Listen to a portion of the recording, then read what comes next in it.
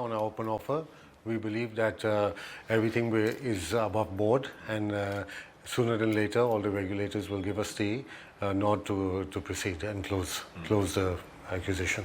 But do you believe that this is now delayed and it perhaps will continue to get delayed because this is now not just about the open offer, but there are other allegations about proprietary, etc. involved? No, I don't believe so. We're waiting for a CCI approval, which we believe will come in a few weeks. After that, the RBI and RDA, and finally the SEBI. With some of these regulators we already work with, as I'm already in two insurance companies, Aviva and Universal Sompo. So I don't think we should have any problem getting the regulators. So first off the block will be CCI. Yes. And then the other regulators will come into play. Do you believe that these allegations and everything else which is happening will impact approval from the regulators? Because after all, this is a financial services company. No, see, I don't foresee any problem because we're here. We're doing everything above board. I'm here to answer to any regulators. I'm here, to provide them with any information they need. And baseless allegations will continue, mudslinging will continue, but we're going ahead and doing our job.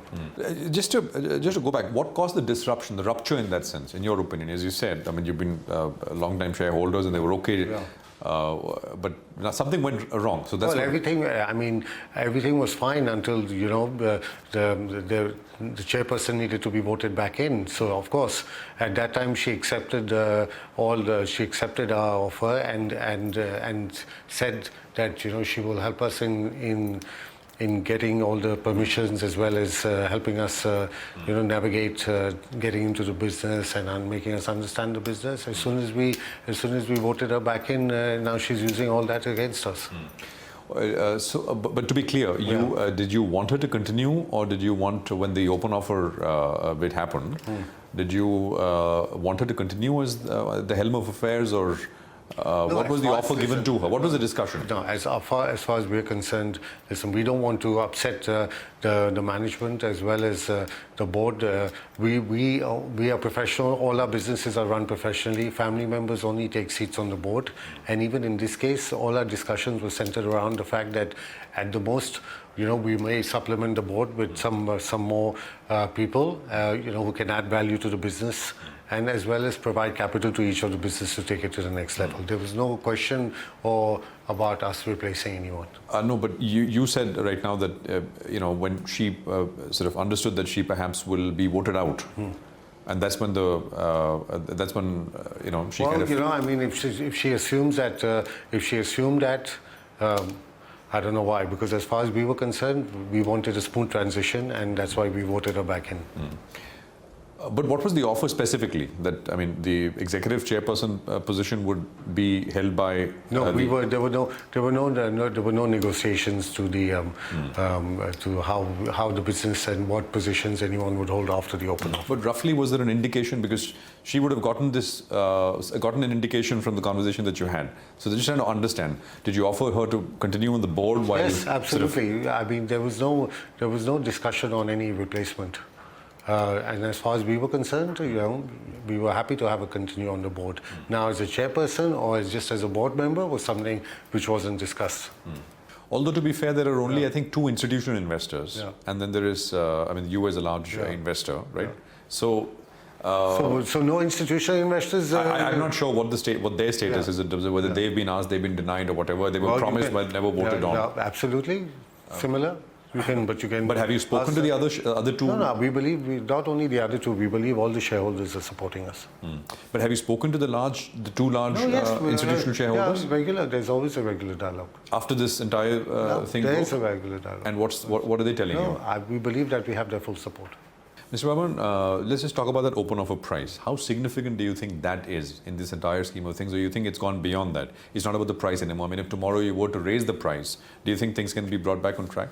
We're well above the SEBI price formula, so I don't think it's well with the price. If there's someone else who's willing to give a higher price, then let them also make let them come in the fray. I don't mind.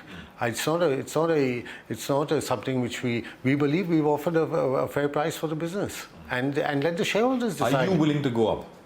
Well, at this point of time, no, I'm not. if this were to stretch on beyond a point, and you just said that, well, you will kind of furnish information and you expect this to be resolved, but if this is not, and it kind of goes on, lingers on, would you be willing to get out of the company? I mean, sell your shares and get out, or is that? As I said, if the company says that we're not fit and proper, and they find someone else who offers more money, yeah, maybe, why not? Given everything else which is happening, you think it's likely that we will see the CARE IPO sort of coming through, the stables Religare? Well, unless the open offer first isn't sorted out, I doubt it will come. Mr. Burman, just to press on that point, that option that you're talking about, which is calling for EGM and asking shareholders to vote on whether they like the current management at top and whether they'd like a new sort of leader at the top, and why is that not an active sort of topic under consideration? That's an option you were talking about. But as far as we're concerned, we are evaluating various options. At this point of time, as I said, we're concentrating on our open offer. We're concentrating on answering all the questions that the different regulators have. We believe we made a fair and above board offer for the company, and therefore we will keep on focusing on that. Other options are there, but as of now, we are not. I'm just pressing on that option because obviously this has gone beyond just the open offer price with the allegations which have been traded. I mean, it's kind of very inconceivable that you will now be willing to work if the open offer goes through and you get to where you want to get to in terms of shareholding.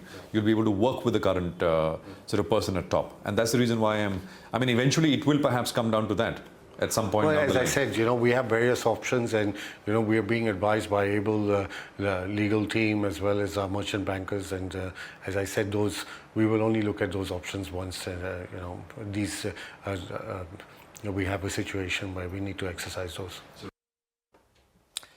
Okay, well, that is the exclusive, CNBC TV 18 exclusive. Mohit Burman, chairman of Dabur, and of course, spokesperson of the Burman family. The Burman family, by the way, and the stock will come up on your screen, owns a little under 22% in Religare. They're the single largest shareholder in Religare.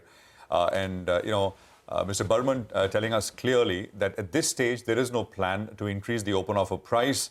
The focus, of course, even through all of these allegations which are being traded, is to get this open offer through. They filed with the SEBI, a draft proposal with SEBI. There are other regulators involved like the IRDAI, RBI, and of course the CCI. And the focus is to get this through them and basically get another 26 odd % at the price which they've offered, which they believe is a good price, a fair price. They say they've spoken with other large shareholders in the company. There are 2 large other institutional shareholders in the company. They've spoken with everyone, and they believe that they have the shareholder support. So at this stage, no plans to increase the open offer price. And of course, the other stuff, which is, these allegations, and that they will, of course, have to respond to as and when. As of now, Mr. Burman told me that no regulator has asked him or any other member of the Burman family for any clarifications with regards to these allegations as of now. But he'd be happy to kind of provide information and answer any questions if it actually came to that. You can hear more on this particular interview, more of this interview, because, it's a long-ranging interview about this particular topic, and there are many other aspects to it through the course of the day here on CNBC TV 18. That's Religare 221 at this point in time.